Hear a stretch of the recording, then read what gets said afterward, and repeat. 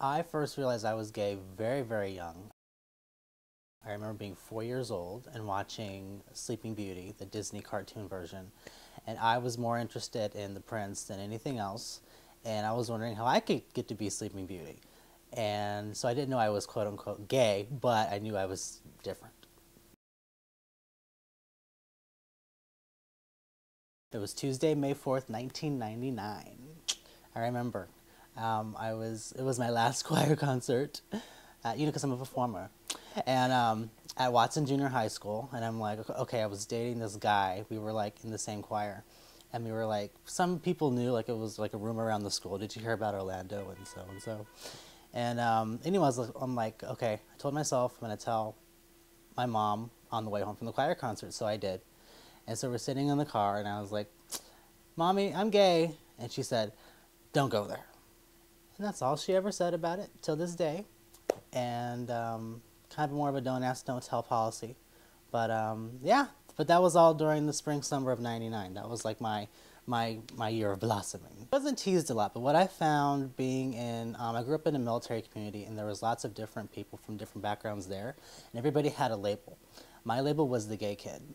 And some people who didn't know me as well thought it was just more of a rumor. I didn't really get teased and harassed, thank God, like I saw some of my peers. I mean, because that would have been a year after Matthew Shepard. But, I didn't have that kind of label hanging over my head to the point where I was ostracized.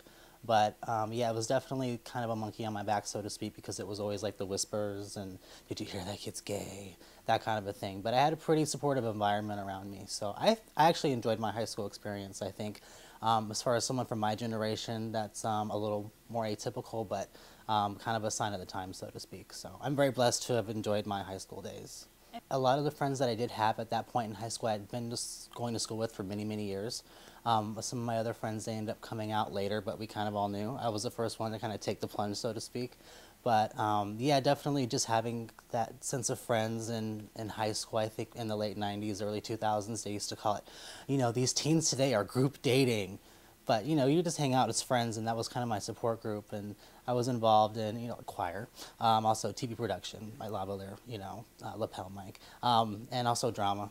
Kind of those networks, in addition to the ones that I had from childhood, were kind of what kept me, strong and motivated. 'Cause I grew up in this house where it was a decent-sized house, but the walls were very thin. So I remember going upstairs to go to bed one night, and I wasn't like asleep yet. I was just kind of like physically in the bed, but not sleeping. And my brother heard me run up the steps, and he ran up the steps, and my mom was in the living room, and he's like, Orlando's gay? And she said, oh, he's not gay, he's just arrogant. And then they laughed, and then I laughed so hard, and that was kind of the only discussion I heard of.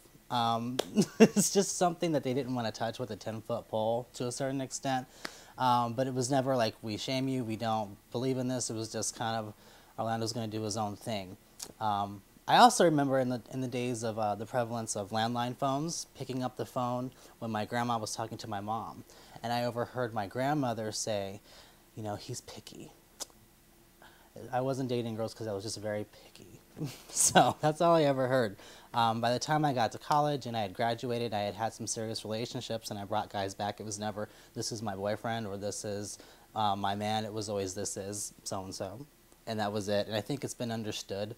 But I really haven't had that really strong, long-term, really good symbiotic mutual, adult relationship yet to be like, this is who I'm going to spend my life with yet. So we haven't really discussed that a lot. So. Do you think I'm gay. Gay, homosexual. I don't play around with the labels too much, but that's how I definitely identify myself. I used to not think there was anything, like no such thing as being bi. They're just gay. They just wouldn't admit to it. But that's changed since I've evolved and since I've met other people in the community. But me, myself, I'm gay. That's just who I am and what I am. And it's also just one part of me, but that's how I identify that part of my life. I say, it is a difficult thing, and I think it's important to first to acknowledge whatever feelings that you have, because I think a lot of times there's this pressure just to say, come out, I'm gay, and it's not always that easy. And so whatever it takes to get you to that point, that's fine. That's normal. Everybody's situation is unique.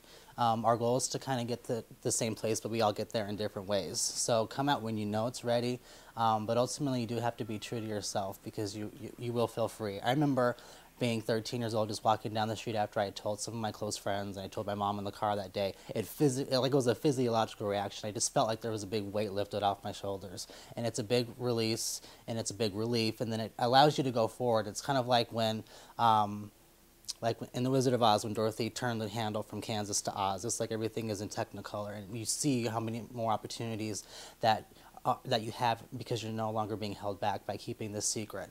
And it takes a lot of time and a lot of energy to keep that secret and to play those games and to tell those lies. And if you can spend that energy doing something else that could be more productive in your life, then you need to take that opportunity.